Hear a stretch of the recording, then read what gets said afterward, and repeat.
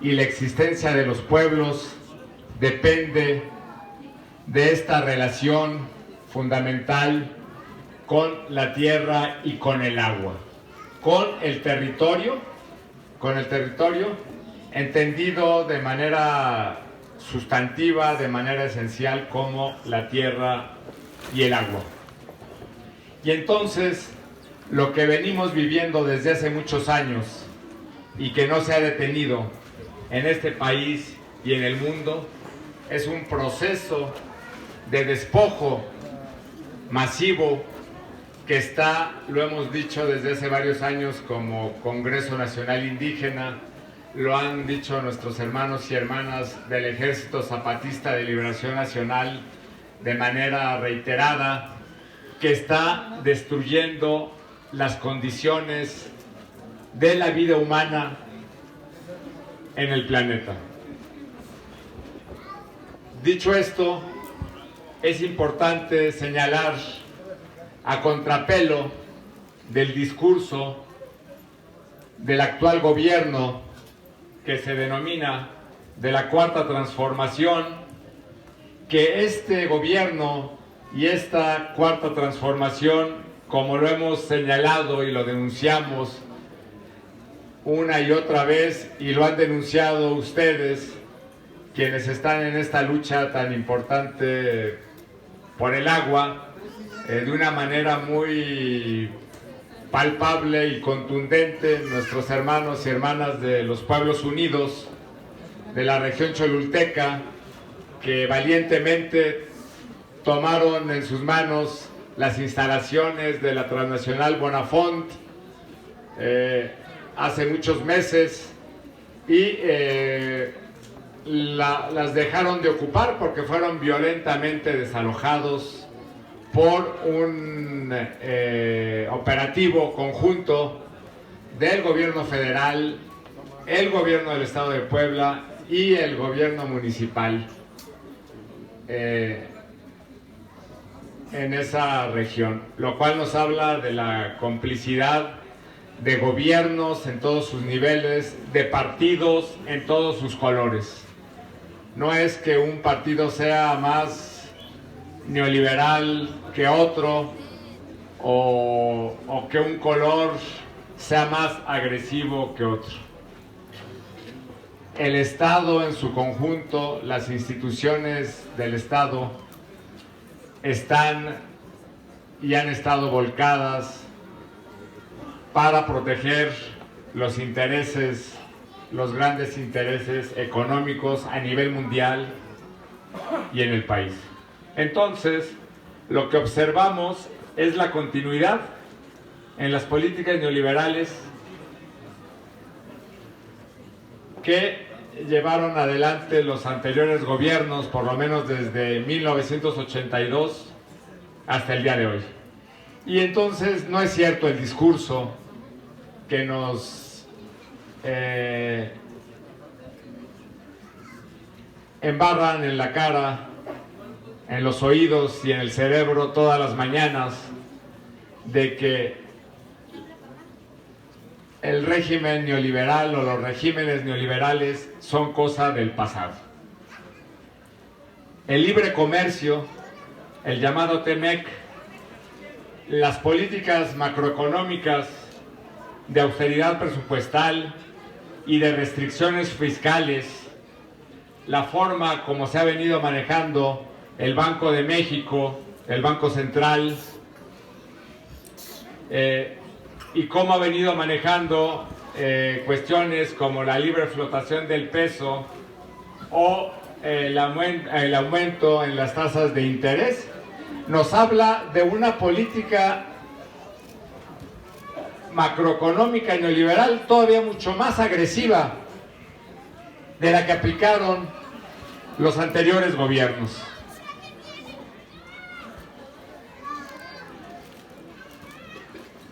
Esto con la finalidad clara de favorecer a las grandes empresas transnacionales y lo que ha venido ocurriendo desde hace décadas, al capital especulativo. Lo que se encuentra en la raíz de la profunda crisis económica que vive en México y el mundo desde hace años. Entonces, no es cierto lo que nos dicen, que la pobreza que se viene multiplicando y profundizando desde hace unos años es culpa, nos dicen, de la guerra en Ucrania. No, la guerra en Ucrania es parte de esta vorágine capitalista. Y estas políticas intencionales que han favorecido al capital especulativo son las que están en el fondo de esta profunda crisis.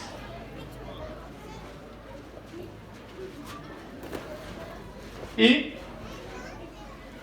en lo que toca a nosotras y nosotros como pueblos originarios, tiene un elemento fundamental en el despojo del territorio, en el despojo de la tierra, en el despojo del agua, en el despojo de todo lo que se nace en nuestra madre tierra. Y esto se hace muy patente en lo que es propiamente el trabajo que un servidor le ha tocado hacer desde hace varios años. Se ha hecho patente en la continuidad de las políticas agrarias. Las políticas agrarias siguen siendo neoliberales al 100%. Y actualmente el Registro Agrario Nacional, desde las oficinas centrales, desde las representaciones de los estados, la Procuraduría Agraria en las diversas regiones de este país siguen promoviendo lo que llaman la regularización de los núcleos agrarios a través de la certificación de las tierras, por medio de lo que antes fue el PROCEDE, el Programa de Certificación de Derechos Ejidales, y que actualmente se llama RAJA, pero rajada de madre que nos están poniendo. Regularización y registro de actos jurídicos agrarios. Esta política de certificación no es nueva, es vieja. ¿Dónde la aplicaron por primera vez? En los Estados Unidos de América. ¿Sobre quiénes la aplicaron? Sobre el pueblo lakota. Para individualizar, para fragmentar, para destruir la posesión y la propiedad colectiva de la tierra. De las escasas tierras que le dejaron a la nación lakota en el centro y en el norte de Estados Unidos, con las reservaciones que le fueron recortando de manera sangrienta durante todo el siglo XIX y que todavía han seguido haciéndolo durante el siglo XX y durante el siglo XXI. ¿Qué otro elemento fundamental? La política energética y de impulso a la minería en este gobierno ha tenido un impulso sin precedente. Y la política energética y la minería son actividades que producen el despojo físico, material, directo y brutal. Yo quería referirme a otros mecanismos de despojo mucho más refinados que estos, pero creo que no voy a alcanzar a hacerlo porque quiero dar esta contextualización que me piden. Y con la actual administración tenemos como elemento fundamental que tiene como telón de fondo lo que mencionaba, los grandes proyectos de infraestructura del gobierno de la República. Y me estoy refiriendo a múltiples proyectos, no a unos nada más, pero hay 3 proyectos muy significativos, que antes eran un solo proyecto. En el gobierno de Ernesto Zedillo le llamaron Plan Mesoamérica, en el gobierno de Vicente Fox le llamaron Plan Puebla-Panamá, y para ponernos estos proyectos lo desfiguraron, lo mutilaron, pero sigue siendo uno solo. Y me refiero a los proyectos de Tren Maya, Corredor Interoceánico y Proyecto Integral Morelos. Como estos proyectos no han avanzado con la velocidad que el gobierno y las empresas interesadas en su desarrollo quisieran, todavía el 22 de noviembre del año 2021, el presidente emitió un decreto por el que declara que los proyectos y obras del gobierno federal que son prioritarios y estratégicos se consideran de interés público y seguridad nacional. Esto con la finalidad o con las múltiples finalidades de, en primer lugar, poder desarrollar obras e infraestructura pasando por encima de un conjunto de leyes reglamentarias de la Constitución en materia de autorizaciones, licencias y permisos, de impacto ambiental, de cambio de uso de suelo en terrenos forestales, de consulta y de impacto social, etcétera, etcétera. En segundo lugar, permitir que el Ejército o la Marina y la Guardia Nacional, que por un decreto de hace unos meses ya fue sectorizada en la Secretaría de la Defensa Nacional y se le quitó el disfraz de Guardia Nacional Civil, mostrándose tal cual es una guardia no militarizada, una guardia militar, comandada, dirigida por militares, integrada por militares. Y en tercer lugar, dar la posibilidad de vigilar, de espiar y de reprimir a quienes se están oponiendo a estos proyectos, que hay que decirlo como es, son los pueblos y comunidades originarias, que como dijeran los hermanos y hermanas zapatistas, están solos o casi solos, porque esa es la verdad. En esta disputa, en esta lucha, son casi los pueblos los que están peleando, batallando, resistiendo, sufriendo la cárcel, la persecución, el asesinato. Y eso ocurre a lo largo y ancho del país. ¿Y cómo se da esto? Se da con dos mecanismos importantes, compañeras, compañeros. Uno, el de la militarización y el militarismo. El otro, el del crecimiento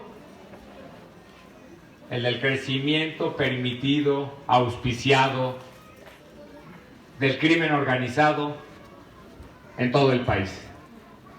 Y principalmente en las regiones indígenas.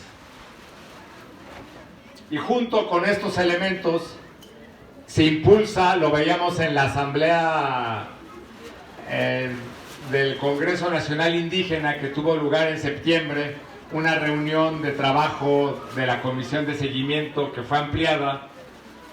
Esto se da junto con el impulso de un proceso de descomposición, de pudrición de los tejidos sociales de los pueblos originarios, que son los que mejor se han conservado en este país devastado por múltiples crisis y por este capitalismo criminal desde hace décadas.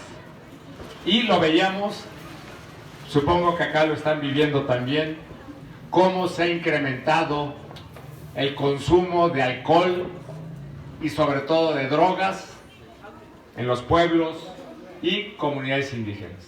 Cómo el consumo de sustancias tan nocivas como la piedra o el cristal crecen en los pueblos más remotos de este país, más escondidos de la geografía nacional, y junto con ellos fenómenos como la prostitución y la violencia familiar se multiplican. Entonces, hay un ataque múltiple por muchos frentes en contra de nuestros pueblos. La militarización y el militarismo. Hace unas semanas, meses, en octubre,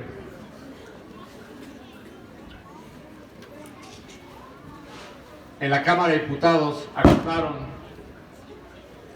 que las Fuerzas Armadas continúan en tareas de seguridad hasta el año 2028 y que la Guardia Nacional, decíamos ya hace un rato, se sectoriza en la Secretaría de la Defensa Nacional y queda bajo el mando castrense. Esto en contra de lo que el gobierno entrante en el año 2018 dijo al pedir a las cámaras legislativas la formación de la Guardia Nacional, que era transitorio y que la intervención de los militares era parcial. Resultó que no era tal. Y junto con esto, compañeras, compañeros, vemos cómo el crimen organizado va creciendo. Y lo digo con seguridad, lo digo porque lo he vivido, no porque me lo platicaron. En las regiones donde la militarización es más intensa, en esas regiones también el crecimiento de los cárteles criminales se vuelve más intenso. Y quiero referirme a una región que me duele mucho, porque he trabajado mucho allá y he vivido lo que han vivido nuestras hermanas y hermanas de la comunidad nahua de Santa María Ostula. 35 asesinados iban en la cuenta de la comunidad, hasta que llegó el mes de enero y subió a 38. 3 compañeros jóvenes, con familia, uno de ellos con su esposa a punto de dar a luz, fueron asesinados por un comando del cártel Jalisco Nueva Generación, en la parte norte del municipio de Aquila, arriba de la cabecera. ¿Y qué fue lo que pasó previo a esto? Que lo denunciamos en el mes de septiembre. ¿Qué fue lo que ocurrió? En el mes de agosto, la Guardia Nacional entró a la cabecera de Chinicuila. ¿Y qué fue lo que hizo la Guardia Nacional? lo que hizo fue desarmar a los comunitarios, es decir, a la guardia comunitaria de Chinicuilla, quitarle las armas, detener a 2 de ellos y expulsar a 10 familias de este núcleo, de esta cabecera municipal. Eso pasó en agosto. En septiembre entró el cártel Jalisco y ya no se volvió a salir.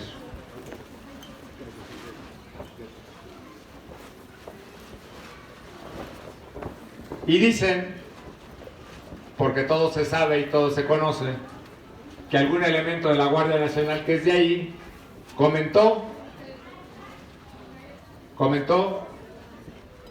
que el comandante destacamentado en la zona